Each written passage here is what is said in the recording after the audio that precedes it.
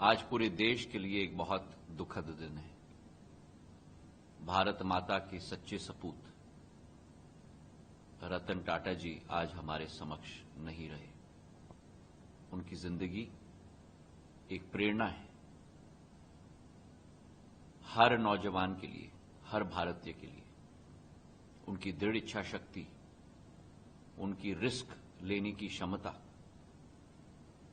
उनका एक अटल संकल्प, और जहां लोग डरते थे निवेश करने के लिए, वहीं रतन टाटा जी आगे बढ़ के निवेश करते थे। उनकी पूर्ण जिंदगी भारत का परचम, केवल टाटा समूह का परचम नहीं, लेकिन भारत का परचम लहराने में लगा। चाहे टेटली का एक्विजिशन हो इंग्लैंड में, चाहे टाटा स्टील का एक्विजिशन हो कोरस का, चाहे जैगुआर लैंड रोवर का एक्विजिशन हो, चाहे भारत के अंदर आम आदमी के लिए सबसे सस्ती गाड़ी नैनो का उत्पादन का विषय हो, रतन टाटा जी के लिए सदैव उपभोक्ता प्रथम पंक्ति में था, मुनाफा अंत का लक्ष्य था। और यही एक अनुभव एक एक व्यक्ति का उनके साथ रहा है। केवल एक बड़े बिजनेस नेतृत्व करने वाले व्यक्ति नहीं, लेकिन एक कोमल हृदय के, जानवरों के लिए उनका प्यार, मानवीय सोच और विचारधारा, अपने साथ कर्मचारियों के प्रति उनका समर्पण, ये सारे असूल, ये सारे सिद्धांत, ये सारे मूल्य अनुसरण करने के लिए हम सब के लिए वो प्रेरणा देते हुए गए। मेरा स्वयं उनके साथ एक व्यक्तिगत संबंध रहा है। पहली बार 10 साल की उम्र में मेरे पूज्य पिताजी के साथ मुंबई में मुझे उनसे मिलने का मौका मिला। और टाटा समूह और टाटा परिवार का रिश्ता सिंधिया परिवार के साथ पीढ़ियों पुराना है।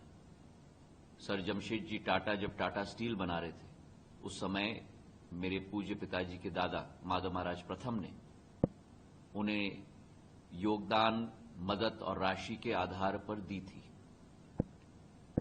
उसी के साथ साथ उनके पुत्र JRD टाटा, जब उन्होंने एयर इंडिया की शुरुआत की आजादी के पहले 1942 में, तब मेरे दादा जीवाजीराव महाराज ने उनके साथ मिलकर ग्वालियर को उस मानचित्र पर डाला। मेरे पूज्य पिताजी का भी उनके साथ एक निकटता का संबंध था, और 40 साल का मेरा संबंध उनके साथ, जब मैं पहली बार हार्वर्ड से वापस आया था बैंकर के रूप में, उनके साथ कई बार मेरी मुलाकात हुई। 2016 में सिंधिया स्कूल के वार्षिक उत्सव में हम लोग ने उन्हें आमंत्रित किया था।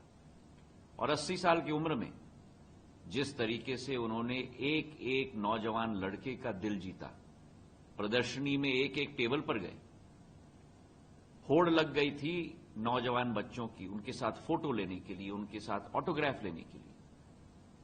तो रतन टाटा जी एक पीढ़ी के नहीं थे, वे हर भारतीय के थे। 2 साल पहले मुझे एक मौका मिला था उनके मुंबई स्थित निवास में मेरी धर्मपत्नी और मेरे बेटे के साथ उनके साथ भोजन करने के लिए। मेरे पूज्य रतन टाटा जी का आशीर्वाद मेरे पुत्र के साथ भी सदैव रहा है। आज मेरे लिए एक व्यक्तिगत क्षति है, मेरे लिए एक तरीके से मेरा शुभ चिंतक और मेरा मार्गदर्शक आज नहीं रहा। पूरा भारत उदासीन है, और यह अतिशयोक्ति नहीं होगी अगर मैं कहूं कि पूरा विश्व भी उदासीन है। रतन टाटा जी, आप भारत के रत्न थे। आप सदैव भारत के रत्न रहेंगे, और आप सदैव हमारे दिल में जीवित रहेंगे, अपने उच्च मूल्यों के लिए, अपने उच्च सिद्धांतों के लिए, अपने सेवा भाव की भावना के लिए, आपके हर मानवीय के प्रति प्यार और सम्मान के लिए। भगवान आपको अपने दरबार में अपना स्थान दे, यही कामना मैं करता हूं। ओम नमः शिवाय।